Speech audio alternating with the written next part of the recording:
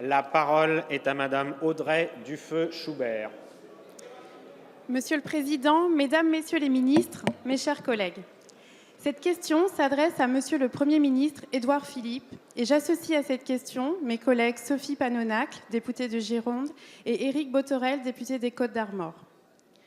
De Marseille au Havre, de Brest à Bordeaux, de Saint-Nazaire à Saint-Martin ou encore à Nouméa, la France détient un rayonnement maritime incroyable. Les perspectives de croissance de l'économie maritime de la France au plan mondial sont significatives. La croissance bleue est un moteur de développement durable, prometteur, et en tant que deuxième espace maritime mondial, la France se doit d'être au rendez-vous. Il était dit que les larmes de nos souverains avaient le goût salé de la mer qu'ils avaient trop longtemps ignoré. Les travaux d'Arnaud Leroy, en 2016, ici dans ce Parlement, ont ancré l'ambition pour notre pays de se tourner enfin vers la croissance bleue. Je tenais à vous féliciter d'avoir confirmé et affirmé votre intérêt pour la mer au travers du PLF 2018.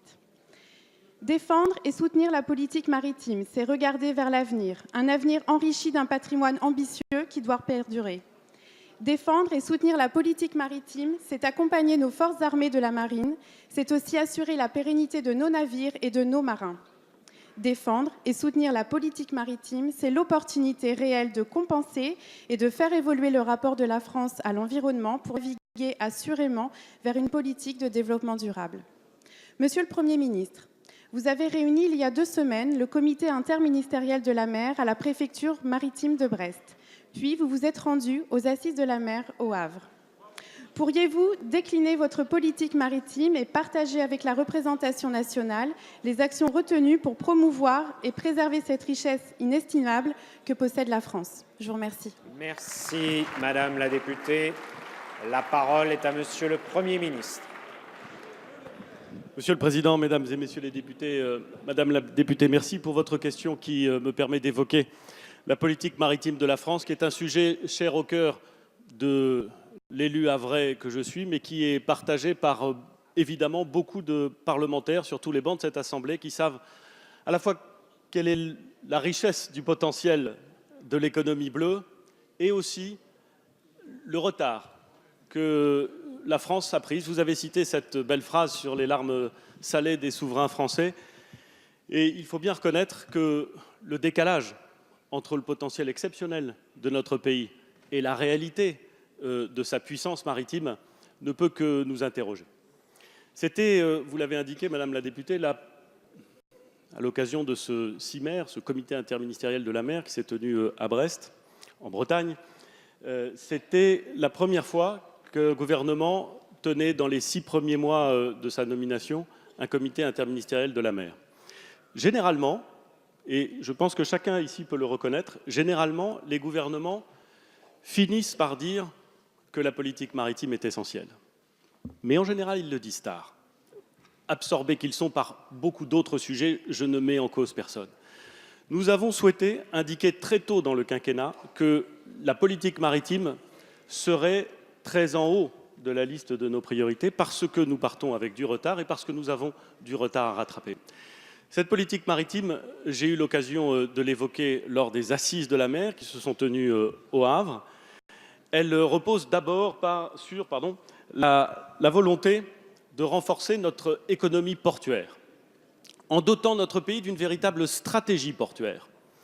Entendons-nous bien, Madame la députée, les ports de France ont leur stratégie. Et je ne la mets pas en cause, elle est élaborée, elle est travaillée. Mais l'État, la puissance publique, elle, n'a pas une stratégie portuaire nationale. Et cette stratégie portuaire nationale, n'existant pas, elle ne permet pas de coordonner les instruments de la puissance publique au service d'une véritable ambition portuaire et maritime.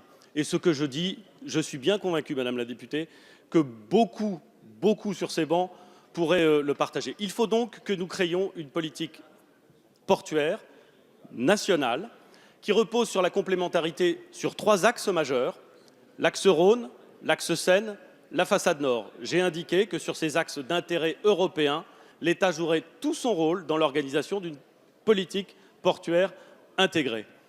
J'ai indiqué aussi, Madame la députée, que j'étais ouvert à la discussion avec les régions. Il se trouve que le président de l'Association des régions m'interroger au Havre sur la possibilité, le cas échéant, d'associer les régions plus avant dans la gouvernance des ports. Je lui ai dit que sur les 3 grands axes que je venais d'évoquer, il ne me semblait pas que cela puisse être rapidement fait et que ce soit nécessaire, mais qu'en revanche, sur les ports d'intérêt nationaux, les autres ports, j'étais prêt à ouvrir la discussion et je saisirai l'occasion d'évoquer ce sujet avec le président de l'Association des régions.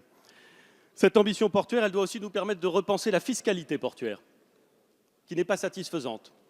Et là encore, tous les acteurs le savent. Elle doit nous permettre d'accompagner les acteurs du monde maritime et portuaire. Elle doit nous permettre d'accompagner le renouvellement des pêcheurs dans leur flotte, que ce soit en métropole ou dans les territoires ultramarins. Elle doit nous permettre d'améliorer et de faciliter l'installation des processus de production d'énergie marine renouvelable. Nous ne sommes pas bons. Et d'ailleurs, dans le texte qu'a évoqué tout à l'heure Gérald Darmanin, ministre de l'Action et des Comptes publics, il y a une accroche pour permettre de simplifier et de fluidifier les procédures applicables en matière d'installation de champs éoliennes offshore. Il s'agit là encore de tirer beaucoup mieux que nous ne le faisons aujourd'hui le potentiel des énergies marines. Il y aura aussi un effort, je l'indique pour conclure, un effort de modernisation et de coordination des moyens de l'État en mer.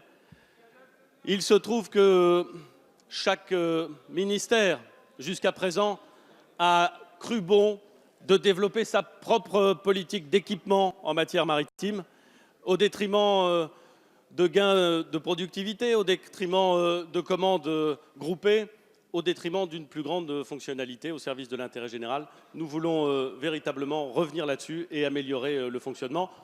Autrement dit, Madame la députée, dans les 5 années qui viennent, nous voulons faire en sorte que la France ait une politique maritime à la hauteur de ce qu'est la France pour la mer et de ce qu'est la mer pour la France. Merci, Monsieur le Premier ministre.